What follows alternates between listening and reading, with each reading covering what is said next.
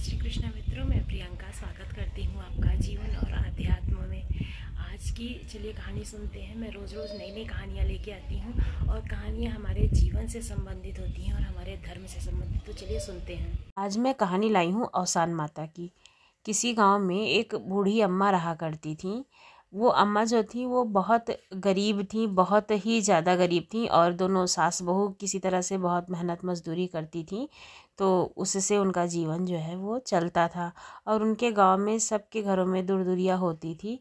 तो कोई कहता था कि आज हमारे घर में लड़का हुआ है, उसके लिए हम दूर-दूरियाँ कर रहे हैं। कभी किसी के यहाँ शादी विवाह होता था तो वो उसके लिए दूर-दूरियाँ करता था, या फिर कभी किसी ने घर खरीदा तो दूर-दूरियाँ करते थे, या वैसे ही अवसान माता की पूजा वे किया करते थे। तो जब बूढ़ी अम्मा सुनती थी तो उनके मन में भी आता था कि अगर हमारे घर में भी कुछ अच्छा शुभ काम होता, कुछ अच्छी चीज़ होती, तो हम भी अवसान माता की दूर-दूरियाँ कराते। ये उनके मन में हमेशा विचार आता था। और कोई हमें बुलाता भी नहीं, अगर कोई बुलाता तो हम वहाँ पे भी जाते।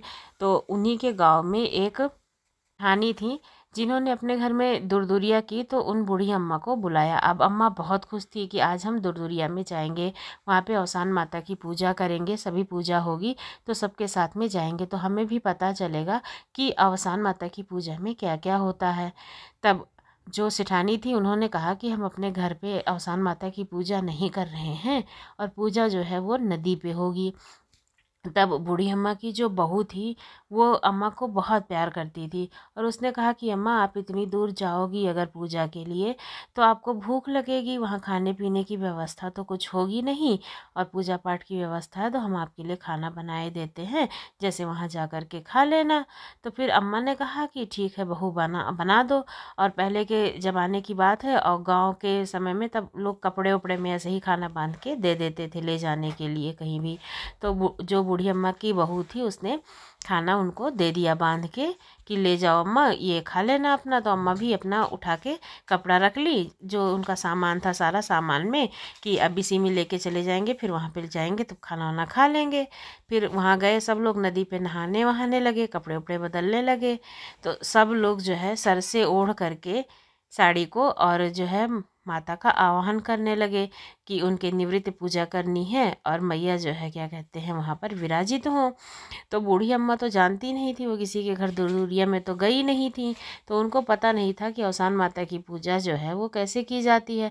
तो जिस सेठानी के घर में पूजा थी तो उन्होंने उससे ही पूछा कि ये सभी महिलाएं जो हैं वो जो साड़ी ओढ़ के मुँह ओढ़े हुए हैं, ढके हुए हैं, तो वो क्या कर रही हैं। तो उन्होंने क्या कहा कि वो सब लोग खाना खा रहे हैं। अब बूढ़ी अम्मा जो है वो सोच रही कि सब ओढ़ के खाना खा रहे हैं, शायद इस अवसान माता की पूजा में ऐसा ही होता होगा, तो लाओ हम भी जो बहू ने हमें बना के रोटी दी है उसको खा लेते हैं। अब बूढ़ी अम्मा ने उस रोटी को निकाला और देखी कि रोटी बहुत कड़क है, और उसी साड़ी के अंदर खाना चाह रही थी लेकिन वो दांत से टूटी नहीं। तो जल्दी से उनने जो है उसी कपड़े में उस खाने को बांध दिया। सोचा कि कोई देखेगा तो सोचेगा कि हाँ कैसी रोटी है, बेइज्जती होगी हमारी बहू की कि कैसी रोटी बना के देती है। तो जल्दी से झट से बिना देखे ही उस रोटी को बांध लिया उसी कपड़े में, और फिर इसके बाद में कुछ खाया भी नहीं। और जब सब औरतें अपने सर से ऊपर से घूंघट उठाई तो उन्होंने भी उठा दिया। फिर वहाँ पे दूर-दूरिया की जो है वो पूजा सब होने लगी। सब लोग वहाँ पर पूजा पाठ किए, तो अम्मा भी वहाँ पर पूजा पाठ की। फिर वहाँ पे पूजा में पता चलता है सबको, एक औरत होती है वो बोलती है कि कुछ खाया पिया नहीं है, जल्दी जल्दी सब लोग जो है क्या कहते हैं अपना पूजा पाठ कर लो, जैसे कि खाना पीना खाया जा सके, बहुत तेज़ भूख लगी है।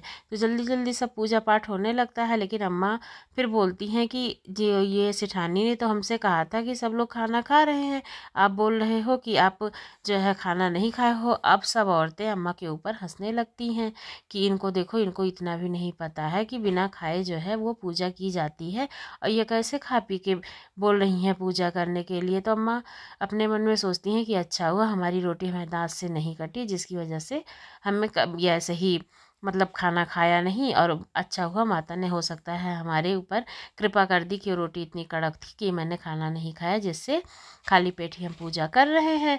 तो फिर लेकिन अम्मा को बुरा बहुत लगा। सेठानी ने कहा कि मैंने तो आपको ऐसे ही कह दिया था।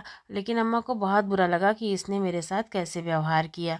अब सब लोग उसके ऊपर हंसने भी लगे। वहाँ से जब पूजा पाठ ख़त्म हुई तो अम्मा आई अपने घर में चुपचाप जा कर के सो गई।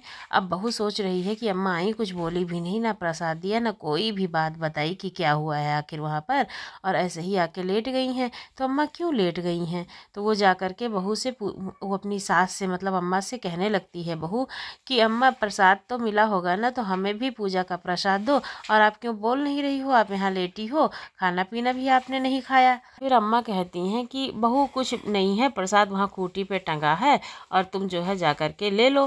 बहू जब प्रसाद लेने जाती है तो देखती क्या है कि जो खाना उसने बांध के दिया था कपड़े में, वो सब खाना वैसे का वैसे बंधा है। बस वो खोल कर देखने लगती है तो देखती है कि जो रोटी थी वो पूरा जो है सोने की हो गई है। अब वो अम्मा के पास आती है और कहती है कि अम्मा, हमने तो आपको ऐसे ही रोटी दी थी और ये तो सोने की रोटी हो गई है।